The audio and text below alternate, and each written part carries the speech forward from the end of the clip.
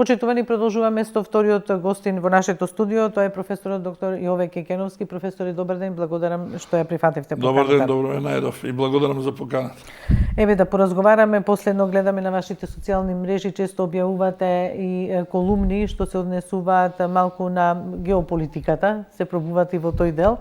А како велите, сега е време да ја оставам армониката и е време нели малку да се позанимаваме со геополитика, со акцент на Европската унија, перспективите што ги има земјава кон унијата и обратно на унијата перспективите кон Западен Балкан. Вчера слушнавме Марта Кос, комесарката за проширување или за разговори за пристапување кон Европската унија, вели дека жална е приказната на Македонија сето ова што се случува. Како го примивте сето тоа, дека е тажна приказна на Балканот? Па, навистина е тажна приказна, меѓутоа, кој како ја гледа тагата? Ние ја чувствуваме таа тага, тие може го гледат од еден друг аспект тагата, па може би вината ја бараат кај нас, меѓутоа, очигледно вината дека не е кај нас, очигледно е во двојните стандарди, во двојните аршини на Европската унија. Инаку јас пред да продолжам само да кажам дека јас со геополитика се занимавам уште како дете, своевремено пишував и серијал на текстови за геополитичките случувања, па од време на време се враќам кога ќе биде актуелна тема, па неодамна имав една таква нели колумна во насока. Таа геополитика нас не одминува, да речеме, како не одминува, постојано е присутна, меѓутоа од време на време убаво е да се потсетиме или да предвидиме одредени или да анализираме одредени случувања, се со цел за да ги предвидиме идните случувања кои што би можеле да ни се случат, се од интерес нели на самата нашата позиција на нашата држава и во иднина да некако, ако разберат нели факторите во државата, да превземат превентивно одредени мерки како би можеле поспремно да ги дочекаме сите тие случувања. Очигледно дека ние досега покажува дека каскаме за да сето она што ни се случува, некако реагираме постфестум, па да не ни се случува и моите колумни пред се имаат и научен, меѓутоа и едукативен карактер, меѓутоа кој сака тоа да го прочита, ќе го прочита, кој сака да го прими, нели да спроведе, уште побаво би било. Еве, професоре, дали гледате некаква изгледност на македонскиот пат кон нашата европска перспектива? Европската унија веде новиве и со тој состанок што го има во Луксембург, чина беше пред неколку дена, еве и сега со посетата на Марта Кос на Бугарија, пораките што ги праќа кон нас, некако како да сака да му дадат инпут на целиот процес за проширување, но пак изостануваат некакви конкретни чекори на тој план. Поготово за случајот со Македонија, со нашата земја, бидејќи знаеме и за односите со Бугарија. Па Марта Кос мислам дека се обидува да го реши што е можно побрзо проблемот и чинам дека ова е втор пат за кратко време да го посетува Бугарија, меѓутоа нас еднаш не посети претходната средба, претходното нејзино доаѓање, кое што навистина и пораките кои што дојдоа и тогаш, меѓутоа и од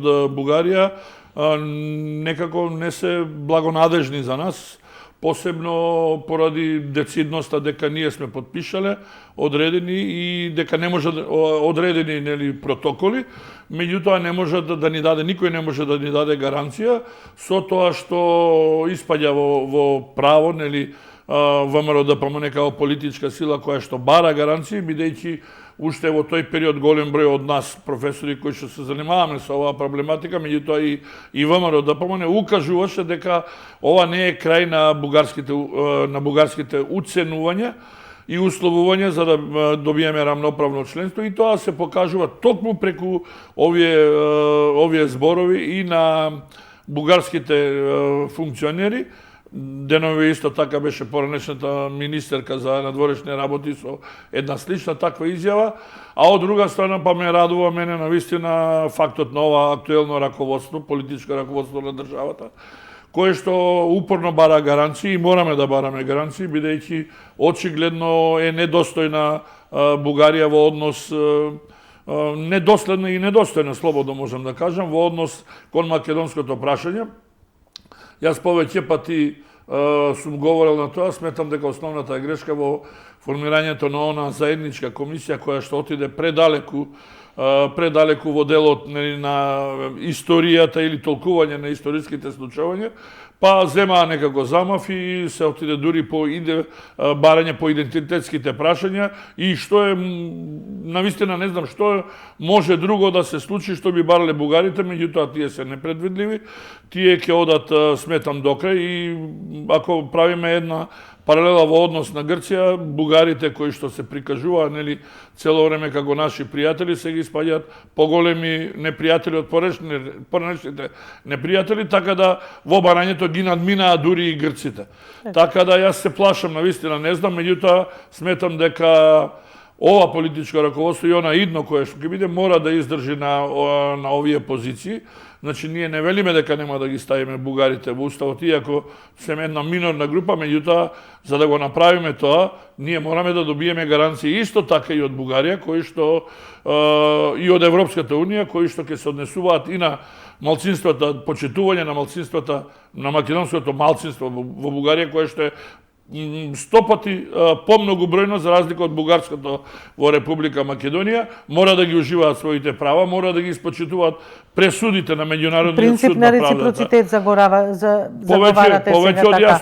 Повеќе од јасно дека е. Професоре, меѓутоа не можеме да бидеме ние само условувани, туку и да исполнуваме нечии желби и нечии каприци, туку едноставно мораме да го задржиме своето достоинство, борејќи за својата историја, за својот идентитет, за својот статус едноставно.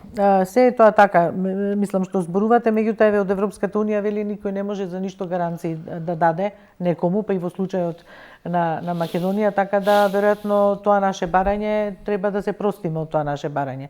За некакви гаранции дека утре други ден нема некоја друга земја од 27 земји членки да и текне да рече да стави вето за ова или за она низ процесот нели на преговарачката рамка. Не сум сигурен дека е така, дека на тоа деновиве нели и Јотова нели потпредседателката на Бугарија истиот момент го спомена и они се велат ние окей, добро, ма не тука само Бугарија и останатите 27 земји членки се, кој може да гарантира дека утре други ден некоја да, меѓутоа јас не сум сигурен дека се останатите. Не сум сигурен дека се останатите 27 држави, има разумни држави, разумни политички раководства во тие држави кои што ја разбираат нашата проблематика, впрочем ние немаме непријатели сите, не ни се, туку имаме пријатели кои што благонаклоно гледаат и кои што се сожалуваат на оваа целокупна наша борба и свесни се дека е направена огромна неправда во современиот, во втората декада, во трета декада на 21 век,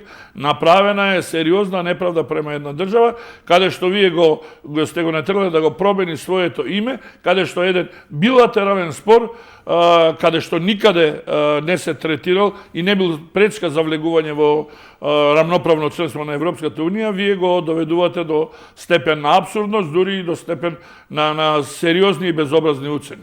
Еве, колку сметате дека Европската Унија со сето она што се случува на нејзиниот простор, војна со Украина, па нели со доаѓањето на власт на новата американска администрација, некако се подигна, се разбуди Европа на планот на милитаризацијата, нели дека треба самата да создава одбранбени сили, иако тие тенденции и разговори веќе многу долг период се живи во Европската Унија дека треба сопствена одбранбена нели армија да создаде, меѓутоа никош не пристапила кон тој процес, затоа велам со оглед на моменталната политичка ситуација и безбедносна, да речам, очекувате ли дека можеби ќе го забрза процесот на проширување, ако и е битен дел, да речеме, од незиното функционирање?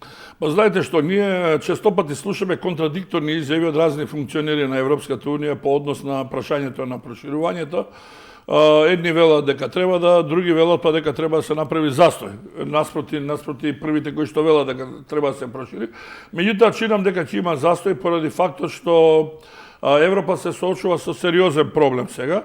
Иако, велам, проблемите постојано се во Европа, почнувајќи нели од Брекзит. Сега е моментумот сега до 2030 да, моментумот, меѓутоа, знаете што ако го анализирате малку од поширок аспект, ќе видите дека таа сега на некој начин е дефакторизирана со доаѓањето на Трамп и со неговата позиција и со неговиот однос кон Европската унија и чинам дека одбра еден погрешен пат да се рефакторизира, во смисла се насочи кон милитаризација. Насочувањето кон милитаризација на Европската унија чинам дека може да најде на многу проблеми, на многу контраверзи. Најнапред ќе дојде до дуплирање на НАТО силите, од друга страна ќе дојде до влошување на односите со Русија, со големите сили. Трето, може да доведе до внатрешно уште поголемо раслојување на Европа, бидејќи не сите сили се расположени да вложуваат во одбрамбените системи и во оружје, да. Значи тоа е еден проект ПЕСКО го нарекуваат, јас ќе се посебно, тоа е перманентна структурна кооперација и Европски одбрамбен фонд, кој што треба да донесе заедничка војна мобилност, треба да донесе индустријски верига, една индустријска верига или синџири, да се што е можно со повеќе соработуваат и во делот на военото истражување. Тие се три елементи кои што тие ги залагаат со овој проект. Меѓутоа, велам, сите не се, тука доминира Франција, која што гледајќи, мислам, собствените воени капацитети, осовременување, па и на некој начин можност да одат уште понапред во делот на производството, ја протежира оваа идеја, меѓутоа другите сили како Вишеградската група чинам дека не се наклонети многу кон овој проблем. И затоа би рекол дека сметам дека овој милитаризам кој што го најавуваат е со краток дах, повеќе е декларативен отколку вистински. Како ќе мине времето, мислам дека ќе стивнат односите помеѓу Соединетите Американски држави и помеѓу Европската унија, со тоа што повторно таа приоритетна позиција би имале Соединетите Американски држави, бидејќи јасна беше заложбата на Трамп со неговото доаѓање. Тој сметаше дека Европската унија сериозно ги користи потенцијалите на Соединетите Американски држави и тој под слоганот да ја направиме повторна Америка голема, ги прави сите овие чекори. Некогаш ги прави избрзано, па се повлекува, меѓутоа очигледно дека неговата политика успева во тој сегмент да ги на некој начин натера сите поединечно да разговараат со него и да ги договараат не само царините и сите оние други мерки кои што ги превзема во делот на заштитата на американската економија. Така. И во една ваква констелација на односите, професоре, што очекувате од Македонија? Дали можеби како гест на добра волја или како на преземена обврска треба што побрзо да поминат уставните измени? Па јас од секој сум се залагал дека не можеме да ги ставиме бугарите во уставот, додека бидејќи плативме преголема цена со сите досегашни отстапки, додека немаме гаранција за дека овие ќе бидат последни барања. Сметам дека има простор кај Европската унија, без разлика што неколку пати ја повторивме, комесарката Кос изразува вакви песимистички најави. Сметам дека вклучувањето на Соединетите Американски држави поактивно во процесите на проширување на Европската унија и во билатералните односи помеѓу Бугарија и Соединетите Американски држави, сметам дека може да доведе до одредени... Сметате на поддршка на Соединетите Американски држави? Да, сериозно сметам на поддршка, бидејќи... Без ние ништо да превземеме од типот на уставни измени? Не можеме. Ние ќе дадеме гаранција дека ќе ги направиме измените. Меѓутоа, за да ги направиме тие измени ние мораме да добиеме гаранција. Значи, ние или да бидат одложени тие измени, да ги изгласаме измените, меѓутоа да почнат да влезат во сила од денот на наше пристапување. Што е став на официјалната влада во тоа е став на ВМРО-ДПМН и тоа е мој став одамна и се залагам исто за тој став. Сметам дека тоа е најпродуктивното и најкомпромисно решение во овој момент. Дали гледате подготвеност во моментот, низ изјавите на европските представници дека е такво нешто можно? Во моментот не е така, меѓутоа сметам дека можеби Затоа велам дали гледате некоја шанса кога постои таква една констелација на односите. Вчера кога следевте ние да мрднеме малку кон Европската унија, нели? Да, кога следевте Мицкоски, да упорно, нели, на сите конференции на европските народни партии, тој секаде укажува дека не можеме да имаме двојни стандарди, не смее да се има двојни стандарди од една страна, од друга страна треба да се гледаат прогресот на една држава која што го има, а не по одредени политички влијанија или одлуки кои што би се донеле. Друго беше времето кога без исполнување на критериумите беа примени и Румунија и Бугарија. На прагот беше да се прими и Украина, можеби во овие преговори ќе издействуваат таа, бидејќи од информациите кои што доаѓа, што ги читаме по медиумите, Русија не се спротивставува на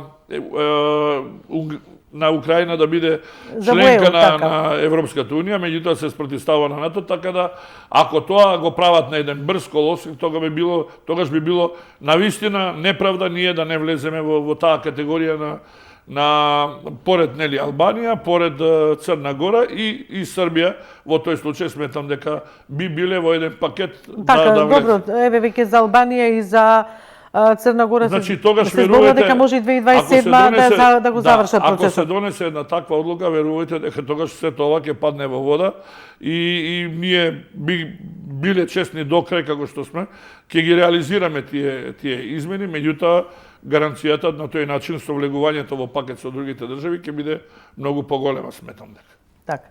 Професор, еве дали ние Европската унија како и да е на годишна основа го вади оној извештај за напредокот што го имаме направено на патот на реформите, тоа е борба, нели, измени во правосудството, борба со организираниот криминал и корупцијата, тие точки како политички критериуми за доволување нас малдене цел процес толку години што ни се провлекуваат и даваме тука слаби резултати. Што мислите за тоа на ова поле за борбата и за реформи во правосудството и во борбата со организираниот криминал и корупцијата, дека правиме нешто на тој план? Па знаете што, кога ВМРО ДПМН дојде на власт, јас бев сигурен дека ќе продолжи со овие реформи, меѓутоа за жал откако отпочна барањето за разрешување на членови на судскиот совет, се случија овие трагедии и таа активност на полето на отпочнување на реформите некако во моментот е замена, меѓутоа мислам дека што е можно побрзо треба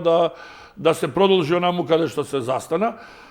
Судскиот совет не може и понатаму да остане, го изгуби својот кредибилитет од причина што сите оние кои што се избрани од страна на Собранието на Република Македонија со поведената постапка кон сите нив тие изгубија својата доверба. Пет луѓе, да. Нели што ги бира законодавниот. Навистина е неетички да и понатаму остануваат на својата позиција, користејќи ги одредени празнини во Но тие рекоа дека нема да се повлечат и покрај тоа што собранието им не Да, меѓутоа тоа нивно неповлекување очигледно укажува дека послатка им е позицијата отколку напредокот на државата. Факт е дека ако немате доверба во оној кој што ви избрал, а тој што ви избрал ви е ускратил довербата, јас не знам како можете да биде посакуван уште да останете на позицијата. Значи во овој случај бидејќи најголем дел се избрани во времето на Социјалдемократскиот сојуз, би било добро ако и премиерот, нели, односно председателот на Социјалдемократскиот сојуз се залага, нели, за реформи во правосудството, бидејќи и тој рече дека е заинтересиран на средбата со Мицковски, тогаш нека повели и тој нека побара. Воспротивно не останува ништо туку улицата да со изразување на незадоволството на граѓаните да се заменат од своите позиции. Меѓутоа не е само судскиот совет, тука треба и да се расшири и со обвинителството кое што се покажа дека досега многу малку го практикуваше правото. Со новиот закон, нели, кој што го изгласа пред неколку години, обвинителството добри огромна позиција, новиот закон за служба за јавно обвинителска служба е на ЕНЕР практично од вчера за измени во тој закон, како и да е, меѓутоа еве сега јавниот обвинител излезе владата, министерот за внатрешни работи се согласија дека се задоволни од ова како ја тераат истрагата за Да, само Кочани. ова е еден случај, ние не можеме да ги заборавиме и поранешните случаеви, поранешните случувања. Сето она што се случуваше на релација помеѓу самите обвинители, кои што се клеветеа за одредени нелегални активности до одредени, да речеме, привилегии кои им би давале на одредени осомничени лица во водењето на постапките. Па за сите тие бонуси кои што...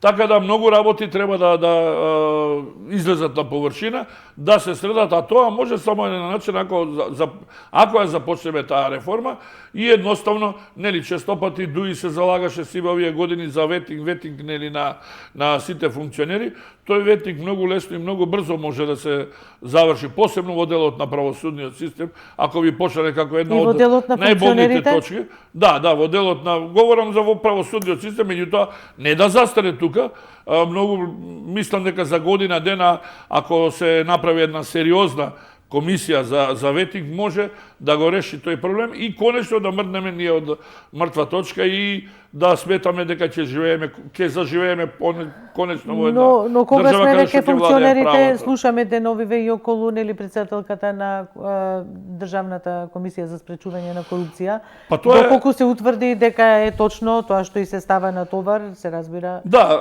знаете што? Презумпција на невиност. Очигледно е дека законите кои што ги носеа на брзина имаат многу пропусти.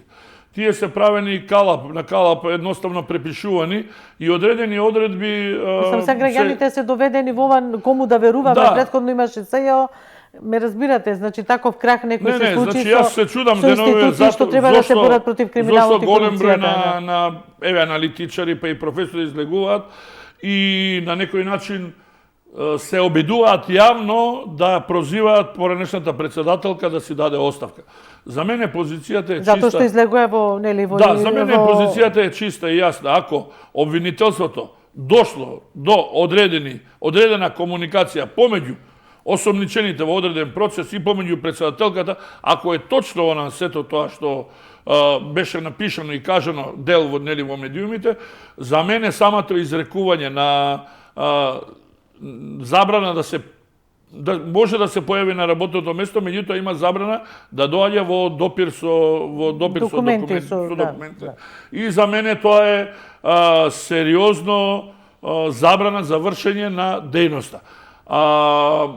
Сите оние малку по-писмени, ако го отворат законот за антикорупција и спречување на судебни интереси, ќе видат таму, мислам дека е членот 11, каде што вели дека на барање на комисијата за прашањето на изборите и именувањето во Собранието на Република Македонија, која може да отпочне постапка за предвремено разрешување на функционер, за мене чиста работата може да се повика на тој член и едноставно да не чекаме на милост или на добра волја на поранешната претседателка. Би било добро таа да докаже својата невиност и без разлика што ќе биде разрешена. Се тука, но... Да, таа напротив после може да испадне херој, па може да добие уште поголема функција. Бидејќи откажувањето, односно давањето отказ не значи дека таа признава вината.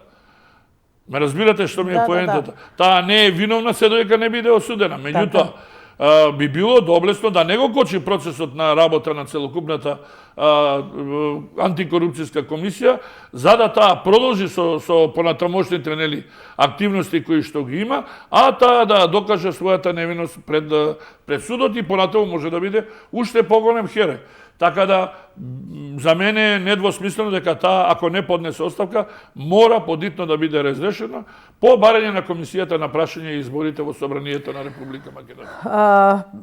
Професор Кекеновски, еве, ни се случи Кочани, претходно многу други несреќи, баш благодарение на тоа за нашиот паушален однос кон нештата, со децении наназад, родителите на загинатите млади луѓе во Кочани вчера беа во Скопје, буквално кажа дека не веруваат на ниту една партија која досега била на власт, бидејќи нивните испостави, нивните назначени личности во органите каде што треба да водат сметка дали некој објект е под стандард да биде ова или она кафич или ресторан или не знам кабаре, дека ги задоволува условите неказнивоста и паушалноста, површноста некако не доведува до овде. Од друга страна, левица деновиве излезе со предлог закон за незастарување на делата на функционерите. Дали сметате дека би требало да го поддржат сите партии, дека еден ваков факт ќе може да придонесе на вистина тие што се огрешиле пред законите да одговарат независно колку години поминале од делото? Па јас се сметам за вистински и сериозен борец за правдата и еден закон, доколку би бил пратеник или председател на политичка партија, сигурно дека би ги замолил пратениците да гласаат за еден ваков закон, едноставно да сите вршители на кривични дела, посебно функционери, нивните дела да не застаруваат. И мислам дека е еден добар закон, иако можеби мотивите на левица се други, меѓутоа Така не зборувам за мотивите се како други, меѓутоа така. ова би дошло како еден лек на раната на сите она досегашни пропусти, аномалии кои што ги има целиот систем. Пошто знаеме дека се влечеа процесите, па застаруваа предметите на времето за 3 години. Значи, не знам ние за сме колку сведоци време, на голем број случаеви како завршија, и како да не направил грешка ни еден функционер, да речем, или не се огрешил пред законот. Повеќе од јасно. Значи, после толку време ние имаме голем број на осомничени лица, што ќе испадне од сето тоа, јас навистина не знам. Меѓутоа би сакал секој оној кој што има одговорност да сноси својата одговорност соодветно на тежината на неговата одговорност. Ова ќе биде еден тежок случај за водење, бидејќи голем број на лица, тука сигурно дека сите рамноправно нема или рамномерно немаат исто учество во тоа, меѓутоа факт е дека голем број на лица со години наназад пропуштале одредени дејанија за кои што биле задолжени, за кои што примале плата и биле должни да понесат и се должни да понесат одговорност. Сега некој ќе рече, тоа било пред 10 години. Да, меѓутоа ако работели во тој период, ако функционирал, тој очигледно функционирал на еден ваков или на сличен начин, или функционирал на таков начин, не дозволив да речеме. Така, на недозволив начин, пред 10 години и сега, тоа е жално што... И од таму не треба да има... 10 и сега исто не треба да има милост кон ниту еден кој што придонел и малку придонел кон ова навистина голема трагедија и голема болка на сите семејства. И со право родителите не веруваат на ни една власт, бидејќи сите сме ние попарени по различни основи, од страна на сето она што ни се случуваше, како завршува судските процеси, гледате дека дури пратениците се само амнестира. Ако се сеќавате, имаше голем број на во минатото, голем број на пратеници кои што беа опфатени со кривични дела и истите тие им беа опростени кривичните дела, како резултат на тоа што тие истите дигаа рака таму да ги ослободат и себе си, меѓутоа и своите сопартници. И тоа е недозволиво.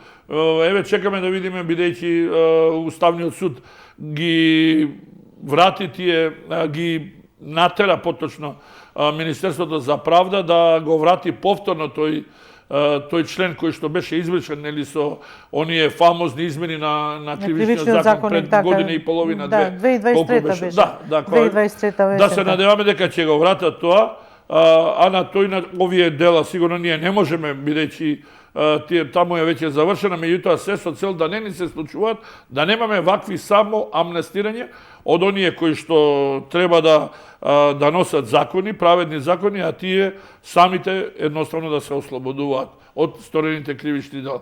И оттаму и овој закон јас лично го поддржувам. Така. Професоре, тука некаде крајот до времето нели предвидено за ги слушнавме вашите ставови на планот на меѓународната политика, на геополитиката, на тоа Македонија, што сметате дека без гаранција од Европската унија не треба да пристапуваме ние кон оној процес на уставни измени што се смета дека треба да го направиме, па да нели продолжиме, како да кажеме. Нека бидат гаранции, не мора од Европската, нека бидат гаранции од Бугарија. Така. Нека покаже малку ширина. Тука запираме со...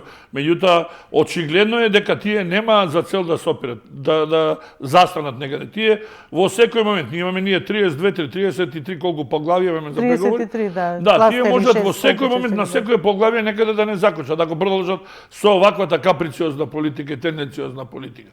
И оттаму ние не можеме да бидеме сигурни. Не можеме ние само да исполнуваме, а тие само да наредуваат што треба ние да минуваме и исполнуваме. Така, но треба да се води сметка и на пораките што доаѓаат од ЕУ, дека гаранции никому за ништо не му се дадени.